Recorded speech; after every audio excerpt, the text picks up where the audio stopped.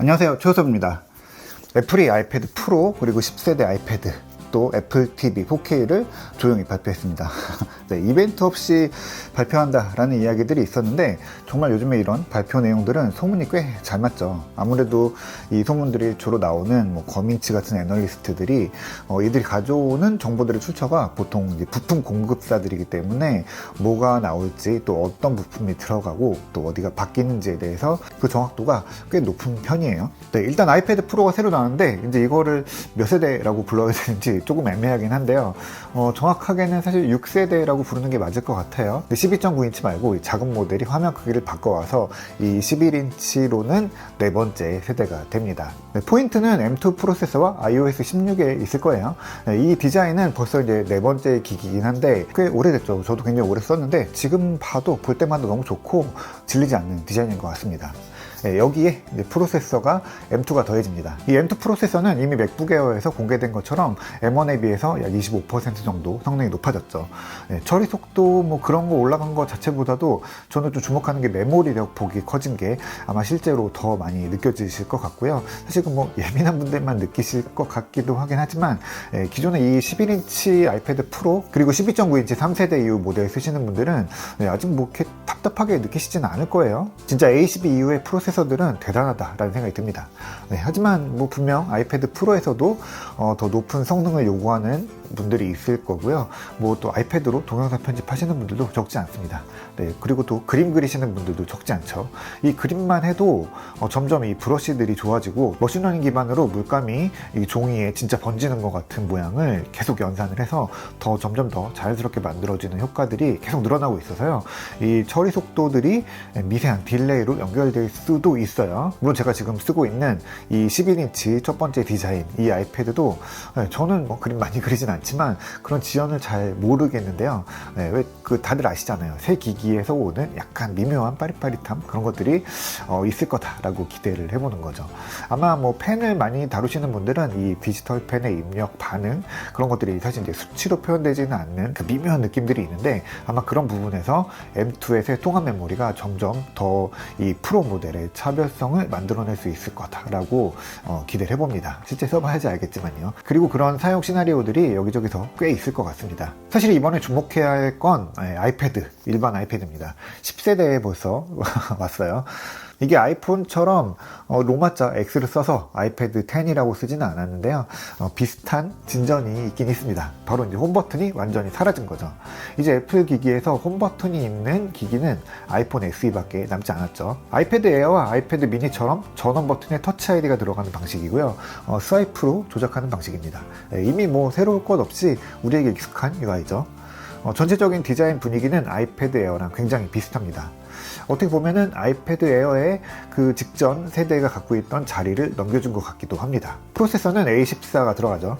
원래 아이패드에는 한두 세대 정도 이전의 칩이 들어가는데 이게 최근에 프로세서들이 너무 좋아지면서 A14 정도면은 충분한 성능을 낼 거예요. 저는 지금 A12X가 들어가 있는 아이패드 프로 쓰고 있는데 사실 이걸로도 전혀 성능에 부족함이 없어서요.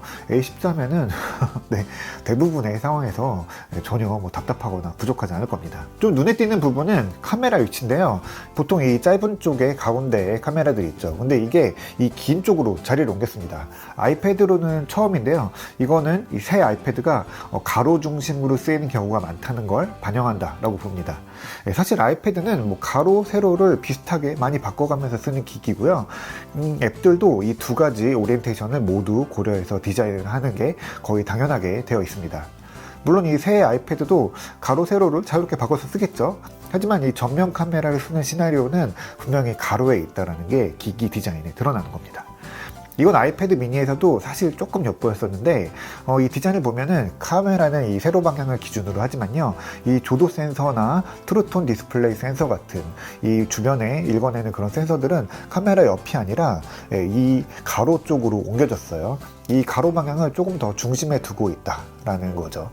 디스플레이도 세로 방향 주사가 아니라 이제 가로 주사로 바뀌고 화면 크기가 또 이렇게 가로로 길어지면서 세로 화면에서 젤리 스콜 같은 이슈도 좀 있긴 했었죠.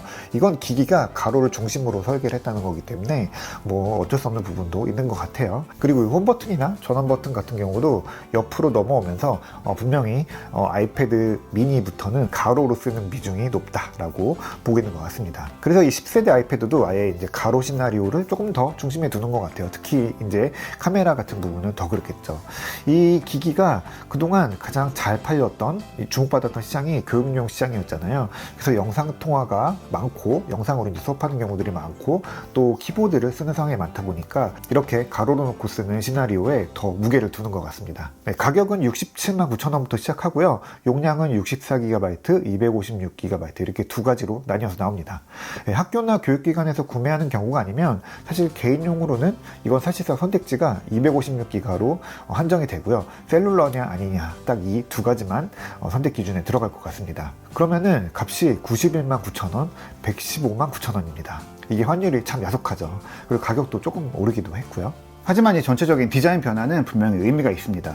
이 교육용 또 보급형 기기라는 수식어로 너무 이전의 디자인을 오랫동안 유지하는 것도 좀 그렇고요. 또 기기의 UX가 완전히 스와이프 중심으로 옮겨졌는데 이걸 아직도 뭐 교육용이라는 이유로 이걸 가져가는 거는 애플로서도 일관성이 떨어지죠.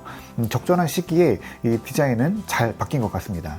다만 이 펜슬은 2세대가 아니라 1세대가 들어가요. 조금 의아한 결정이긴 한데요. 아마도 이게 교육 시장에서 이제까지 쓰던 애플 펜슬을 그대로 써야 하는 수요가 더 많기 때문일 겁니다. 네, 우리 그동안 아이패드는 잘 안 샀잖아요. 네, 아이패드 에어, 아이패드 프로 이런 거 샀잖아요. 네, 아이패드 또 1세대 애플 펜슬을 절대적으로 많이 갖고 있는, 절대적으로 많이 쓰는 시장에 맞추는 게 이게 꼭 이상한 판단은 아니죠. 그래서 저는 이 1세대 애플 펜슬 쓴 거는 뭐 어쩔 수 없지만 뭐 당연하고 꽤 괜찮은 선택이 아니었나 싶습니다. 아직 국내 출시일은 안 잡혔는데 아마 그리 오래 걸리지는 않을 것 같습니다. 네, 전체적으로 이 새 아이패드는 상품성 너무 좋은 것 같아요.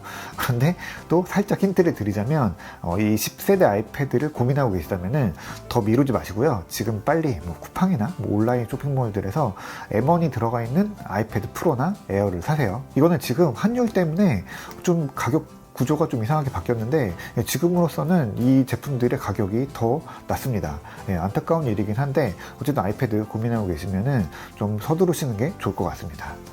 네, 자, 오늘은 아이패드 이야기를 해봤습니다. 다음 이야기로 또 다시 올게요. 오늘 이야기 여기까지 할게요.